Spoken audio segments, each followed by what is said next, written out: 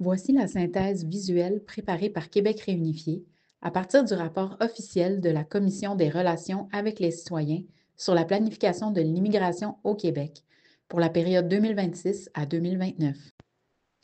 Dès la synthèse, le rapport reconnaît explicitement les enjeux liés au délai de la réunification familiale et aux obligations humanitaires du Québec. Plusieurs organismes y décrivent la détresse vécue par les familles séparées à cause des délais d'attente, parfois de plusieurs années. Dans ses observations, la Commission note que le Québec accumule un inventaire important de demandes à traiter, notamment en matière de regroupement familial. Et elle rappelle que de nombreuses préoccupations ont été soulevées à propos du gel temporaire des nouvelles demandes jusqu'en juin 2026. En tout, 140 mémoires ont été déposées et 88 personnes ou organisations ont été entendues, dont Québec réunifié. Deux constats ressortent clairement: un inventaire massif de dossiers familiaux et une détresse. L'opposition officielle avait pourtant formulé une proposition claire: reprendre immédiatement la réception et le traitement continu des demandes de regroupement familial.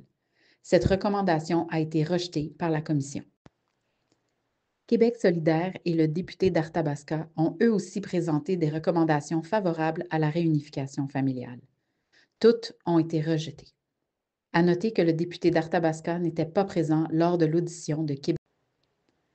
Plusieurs organismes demandent d'exclure la réunification familiale des quotas d'immigration pour éviter que les familles soient pénalisées par les limites administratives.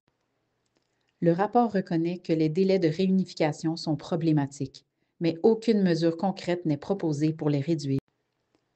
Malgré toutes ces observations, aucune recommandation explicite n'est formulée pour le regroupement familial. La seule mention dans les recommandations concerne le maintien des engagements humanitaires du Québec, sans précision. Enfin, un sondage mené par la Commission montre qu'une majorité de Québécois rejettent la réduction de l'immigration et veulent favoriser les personnes déjà présentes ici. Pourtant, aucune question n'a été posée sur la réunification familiale.